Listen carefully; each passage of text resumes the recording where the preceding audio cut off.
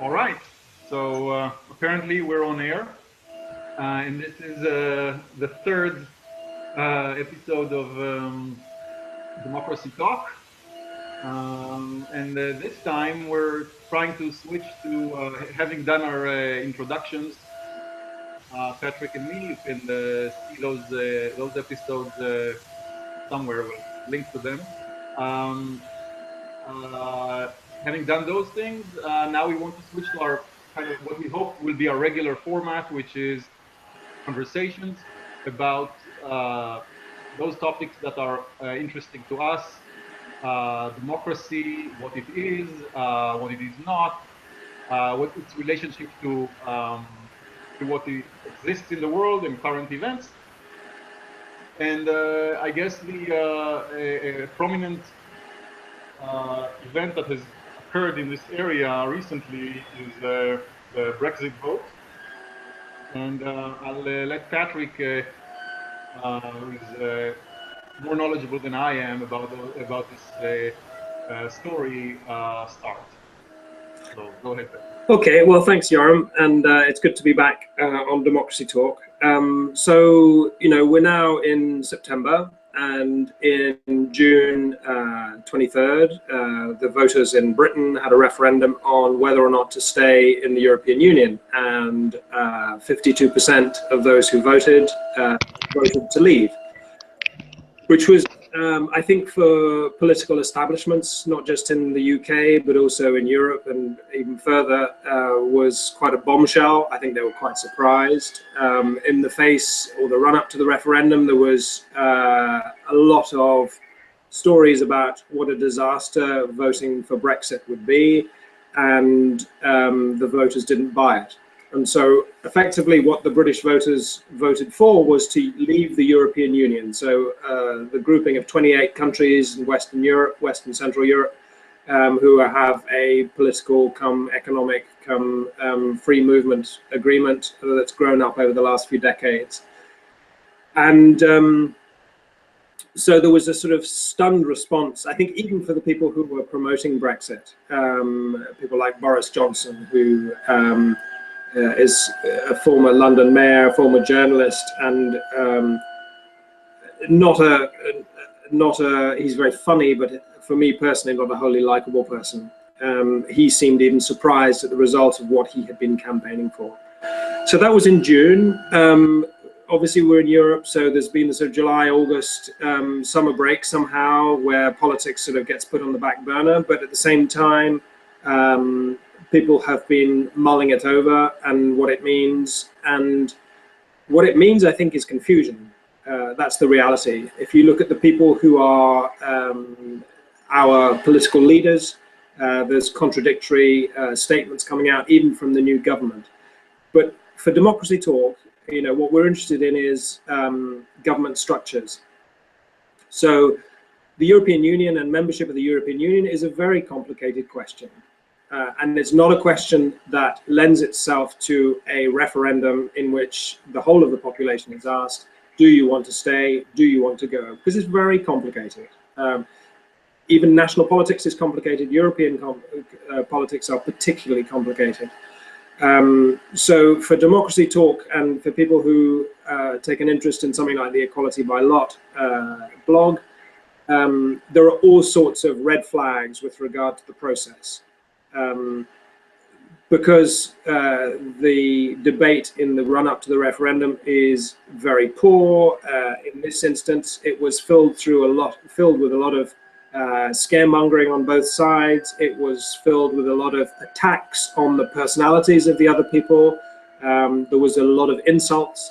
I mean, and let me declare at this stage too, I voted for Brexit. I live in France, but I still have a vote in the UK, and I voted for Brexit. And what was interesting for me is that that was consistent with my own evolution of thinking about the European Union over sort of 10 years at least. And in the book I wrote about my life as a journalist and my reflections on democracy, called Broadcast News, the second chapter is basically, which I wrote and finished in 2011, was basically Brexit. It was basically the European Union is undemocratic, it's unaccountable, it's unreformable.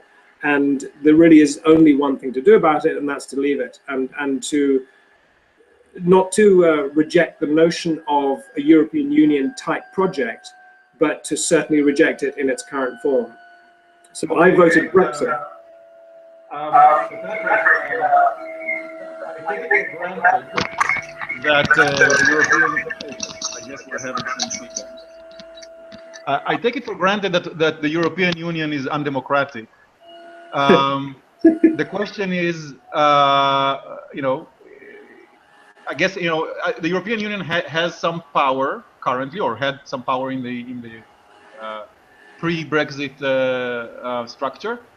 Now that power will move somewhere else. Will that somewhere else be more democratic? I mean, if we're talking about moving power from Brussels to Westminster or London, or that's not a democracy either, right? I mean, these people don't represent the interests of the average Brit, you know, UK citizen more, or do they? I mean, I don't believe they're closer to representing the interests of the average UK citizen than the average Brussels functionary / politician, right? It's a very good question, Yoram, and I think probably the short answer is no. But what you're looking at is, you know, and this is in the ideal world, but what you're looking at is in the face of multiple layers of non-democracy, which, you know, local government, regional government, national government, and for Europeans, European Union government, it's sort of, where do you start to disentangle the spider's web of non-democracy? And you would have to be opportunistic about that. And it so happens, I mean, the reason there was a Brexit vote is because of internal ructions within the Conservative Party. So the major party in the United Kingdom has always had a sort of a split personality with regard to Europe. On the one hand, they like the idea of the big market of 500 million people. And then on the other hand, British people, by virtue of being an island, are a bit like the Japanese. You know, they're very apart. And so British people often talk about Britain and Europe, which is to ignore that, you know, Britain is part of Europe. The same way as you wouldn't say Japan and Asia. Japan is in Asia. But the mentality of the British is very much apart. So we are victims of our geography and history, as far as that's concerned. So will the Brexit vote lead to more democracy for British people? The answer would have to be not necessarily, and no one really knows. But if you were looking at this from the point of view of human beings anywhere on planet Earth, I think by taking the way things are set up with the European Union at the moment, there's probably more chance of British people getting a more democratic daily life by leaving the European Union than staying in it. And that's my point of view. And I why is that? Agree with that. It's because I spent 5 years in Brussels as a journalist, and there are, without going into the details of the government structure in Brussels, it's very complicated. So there's sort of meshed responsibilities for decisions and meshed structures of power. And when you get complexity in decision-making structures, you get, at the very best, disengagement of people generally, but by worst is complete ignorance and darkness with regard to how decisions are taken and who influences them.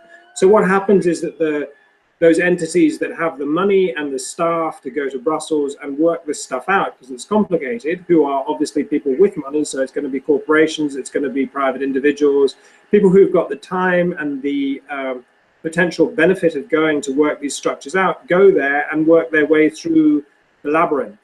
For ordinary people, you know, they're busy trying to live, you know, trying to do their daily lives, so it's a disaster. And so this, to summarize your point, if I may, just the reducing the complexity, right? Just saying, you know, there is one less entity here to monitor, to keep an eye on, to try and you know, keep accountable. That in itself is you know, a step towards you I wouldn't say maybe more democracy, but at least less oligarchy. I don't know how to even call it. Yeah, I mean, you can put whatever label. We know the labels, Yoram. I mean, it's certainly removing one from the many is simplifying and opening the door to possibly improving the situation. It's not automatic, and there are dangers as well. So it's, as I said at the beginning, this is a very complicated picture. But and what I'm giving is my own personal point of view. And in summary, it's that the European Union is not reformable and it's not accountable. So you have a better chance of having a more transparent and influenceable government structure by not being in the European Union. And even with that, I'm not against some sort of European level of government, but at the moment we're not in a state to deal with that. The urgency for the demos of the world is the quality of their national governments and even the quality of their local governments. The European Union or a global level like the United Nations or some reformed versions of the United Nations, that's for the birds. It's so far, we're so far away from having systems of government. Why? I mean, I don't see this as a kind of an essential characteristic. I mean, why is a government of 60 million, right? That's how many UK citizens there are, more or less. Yeah, maybe off by a few tens of percent. Why is that, inherently, more manageable or more? I forget what's the word. More transparent than a government of 9 billion. I mean, I think once you go beyond, maybe 100 or 200 or a few hundred people, then you're basically in the mass politics situation, and you might as well be talking about an infinite number. I think that's a fair point. If you want to get all mathematical on me, I think that's a fair point. Going down from 500 million with the European Union to 60x million, the difference is probably a rounding error. I think when you get to 60 million and what has a history of government together, of a couple of hundred years rather than a couple of decades, then you're starting to get more interesting. And I mean, I'm from Scotland, so in Scotland we're talking about 6 million. So again, another order of magnitude smaller, so it's starting to get more interesting. I mean, in Scotland, since really the last 10 years, there have been really quite interesting developments with regard to new institutional structures, which are at a smaller scale and are more, even more, you could dare to use the word more democratic than the British level ones. The voting system for the Scottish Parliament, the sort of developments in new institutions, and even the explosion of participatory budgets going on in Scotland, which I realize isn't the random selection that is liked by the sortition advocates, but it's another democratic innovation which is very interesting. And there's been an explosion of participatory budget experiments going on in Scotland, inspired by the Brazilians, obviously. What is interesting for me is to look at possibility of innovation. And I think what's interesting about Brexit is that it has totally dropped a rock in the pond of the status quo of political institutions. And whilst that's dangerous, I doubt that this is really true. I think what will happen, very likely. I mean, if the UK government does what the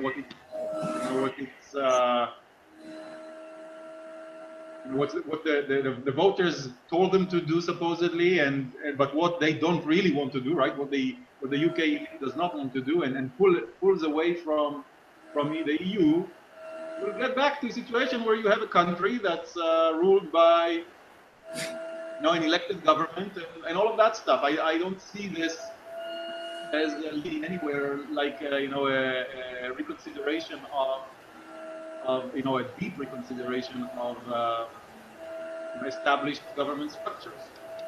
Well, you're a terrible cynic, and that's what I love about you.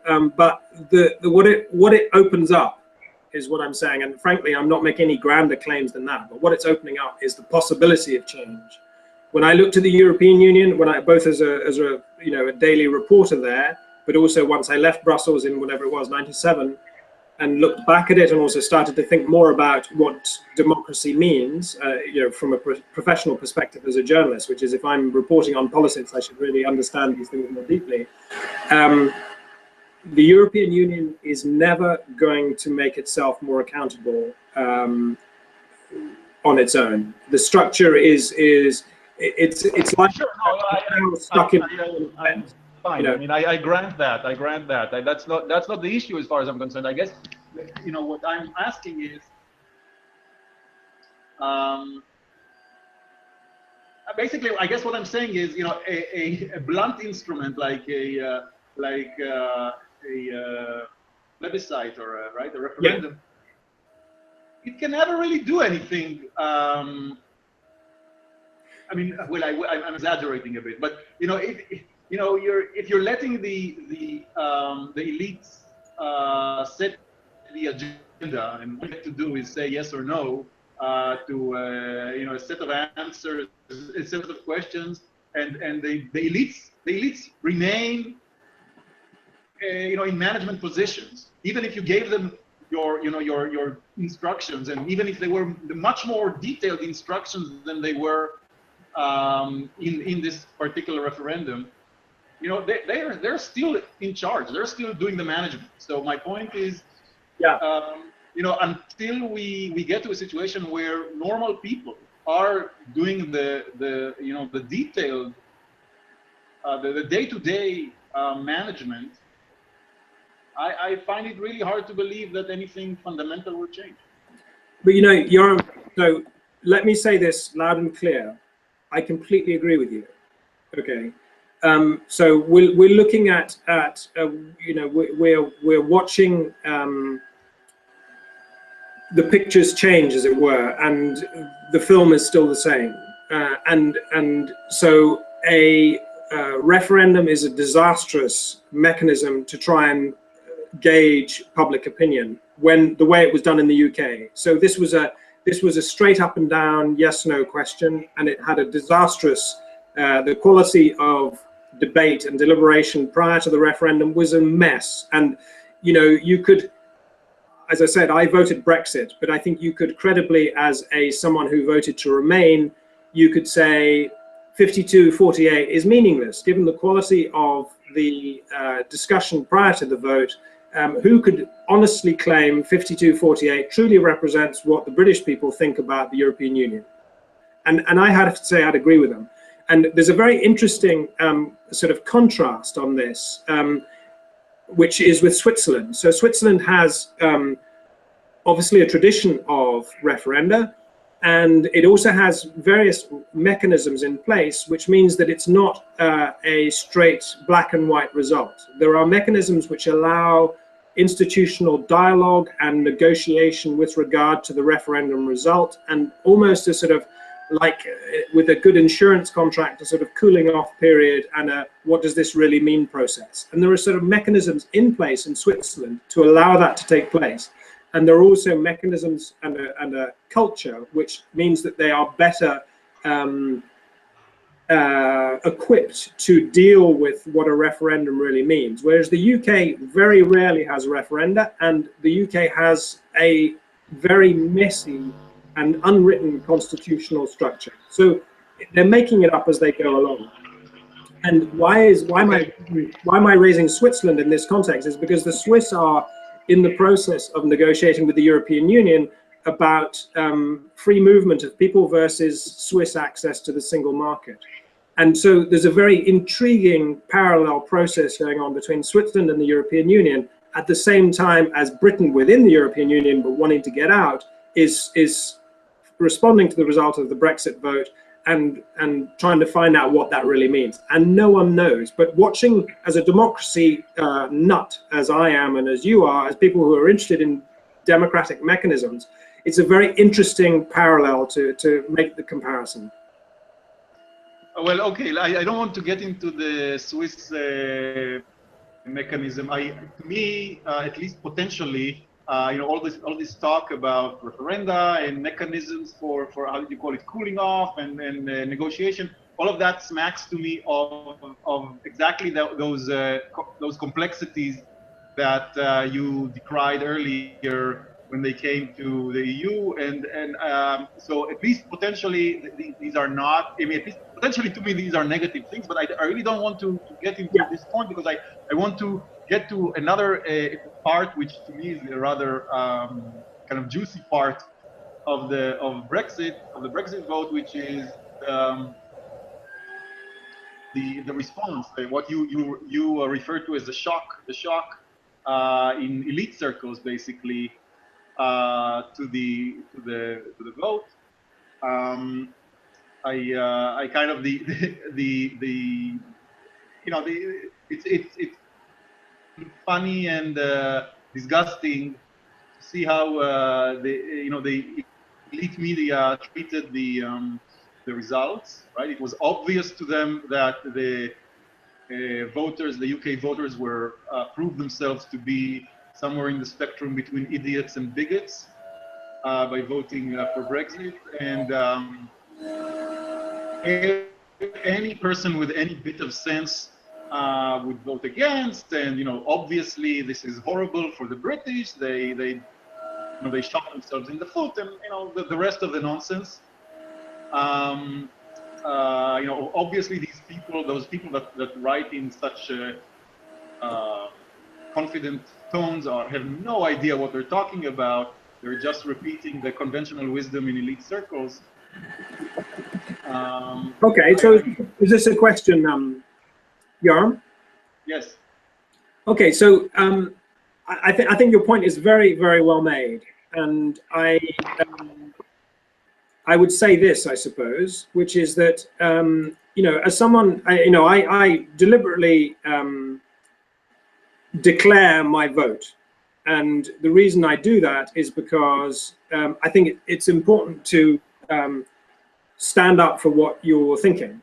And so I both voted Brexit, and I also told my friends and colleagues and anyone who wanted to talk about the referendum, I told them what my position was. And I got face to face, I got a level of sort of incredulity and skepticism, and bordering on the how could you be so stupid? How could you be surely you're voting for racism? And so it was a really, and people wrote about this. There was some very good writing from, but not very much of it, from people who, there's a fellow called Giles Fraser, who was actually, funny enough, he was he was in the Church of England and involved in the Occupy movement around St. Paul's, and he got very upset with the way the church responded to the Occupy movement around St. Paul's in London. And he is very interested in social justice and inclusion, and writes very movingly about those things as a religious man. And he wrote, I am not stupid, I am not a racist, I am not ignorant, and yet this is why I think I'm going to vote Brexit. And so for me, it was very instructive to be on the receiving end of effectively the elite position on the European Union, which is, if you don't agree with this project, then you are a bigot and you're stupid. And I found that a very useful process. At the same time, I know people who, first of all, there has been a marked increase in the UK of hate crime and incidents of racist behavior towards people who have been speaking, say, Polish in the street. And Poland's a member of the European Union. There was a story about one reporter talked about a man speaking Italian on the telephone. He lived in the UK for many years, speaking on the phone to Italian, and someone comes up to him and say, this is Britain, we speak English here.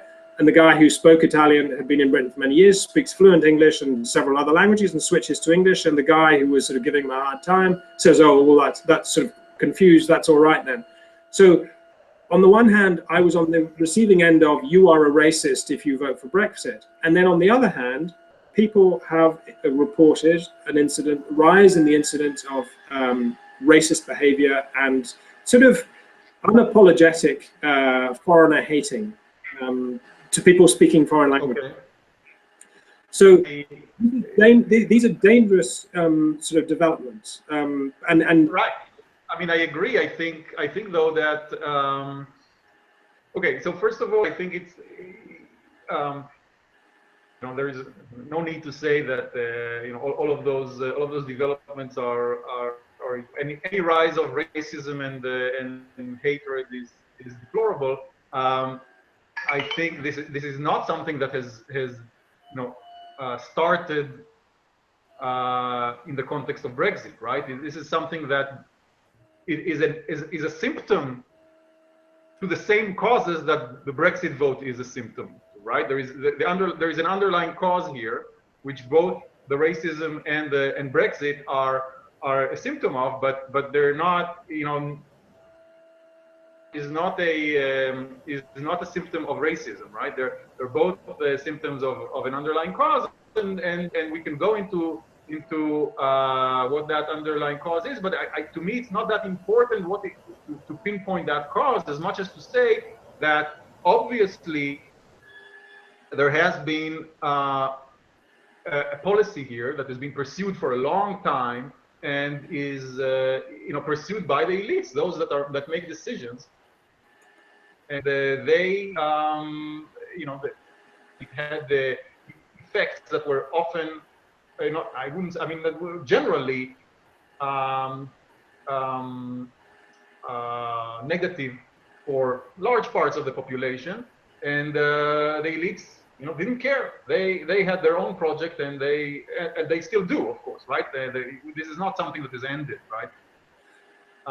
They had it, and they still do, and they pursue it because they believe, probably correctly, that it's that you know, they like it. It's in their interest, and they like it, and they believe that they don't have to.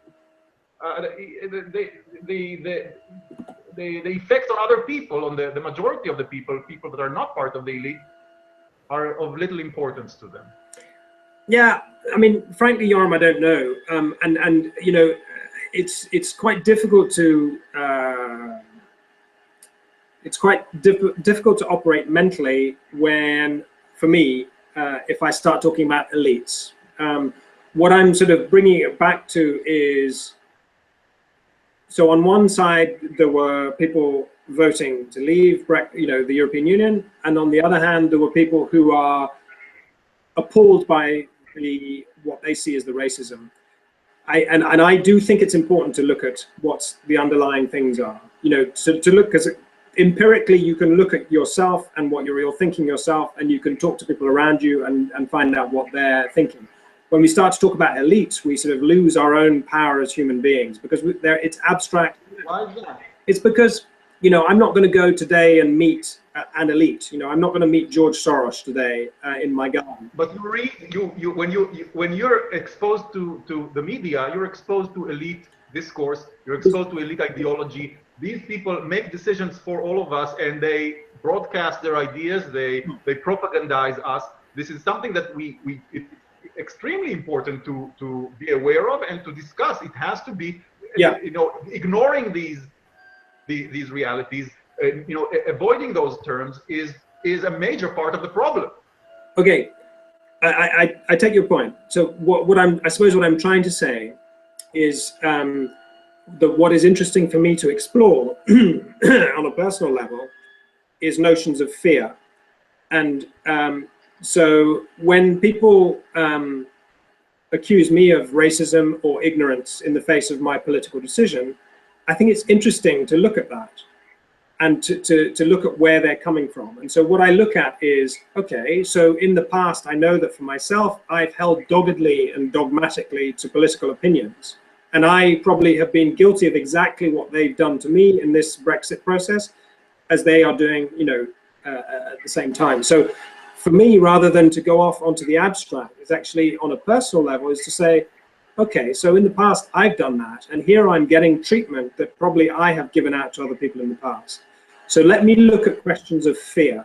Why is it that someone behaves in a racist manner? And often it is fear. Often it is because they have they've either lost something, or they're frightened about losing something, or they are not familiar with the language and they haven't had the opportunity to meet people. Or, I mean, in the Brexit scenario, when Labour was in power, the British Labour Party were in power, they agreed free movement of people with the joining of the European Union of places like Bulgaria and Romania and Poland.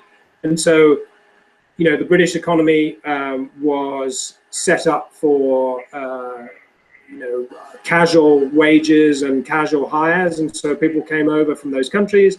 There was a big influx of people, and there are huge structural problems, economic problems in the UK. And so there are many people who are in precarious jobs or in no jobs at all. And so they see foreign people arrive, and it's that's exactly those policies. That's exactly those policies that I was referring to. Yeah, yeah. But okay, before, I mean, I want to point out that we're 30 minutes into this recording. I think there is, you know, this is important, and I think this kind of also broadens out. The same processes happen in the US, and we wanted to mention those as well. I want to ask you, do we want to stop now and do this again real soon, maybe in a week, and pick up from where we left, rather, or just continue now for a bit more? I think it may be better to just having a more frequent conversations, you know, 30 minutes each, rather than have this very long. Yeah, I think maybe we can come to an end for today, Yoram. I mean, if today is a Brexit day, you know, in summary, the British voted on the 23rd to leave the European Union. It was a referendum, which is a disastrous way of trying to find out what people really want and what would serve them best. There were people, Britain had a new prime minister as a result of that imperfect political process. And the way that a new prime minister arrived was democratically disastrous. You know, it was the people of the Conservative Party chose a new leader who became prime minister, because David Cameron resigned because he'd campaigned to stay and he lost. So Britain has a new prime minister, a disastrous political process from an influence of the people point of view. And now we have a very obscure political process which could take years, which is also a disastrous political process. It's not in any way democratic, and it's not in any way accountable.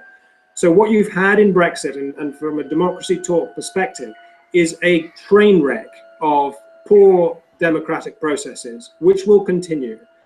So that's what I would say with regard to Brexit.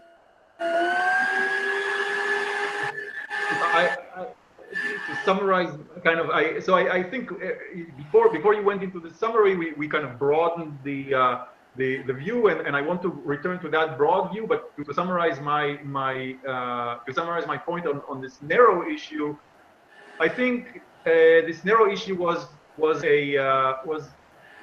very typical situation in how politics works, mass politics works.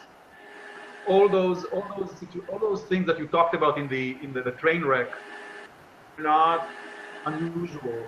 Right? The fact that you know, there is this kind of mass political decision, the elections usually rather than a referendum, very poor discussion, dominated by a manipulative elite media.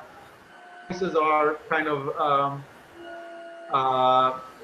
decided in advance by the elites, and you have this kind of narrow menu of choices. All of this is very, very typical, and it's, you know, maybe a kind of an extreme example, or a kind of an outstanding example, spectacular example, but it's not atypical. And then this is the typicality of this phenomenon. You know, the manipulative nature of mass politics, I think, is part of the broader view, and I'd love to return to this, you know, really soon, and continue this conversation. Great. So we're hanging off now, and we'll continue this soon. Bye, Patrick. Great. Cheers, Yoram.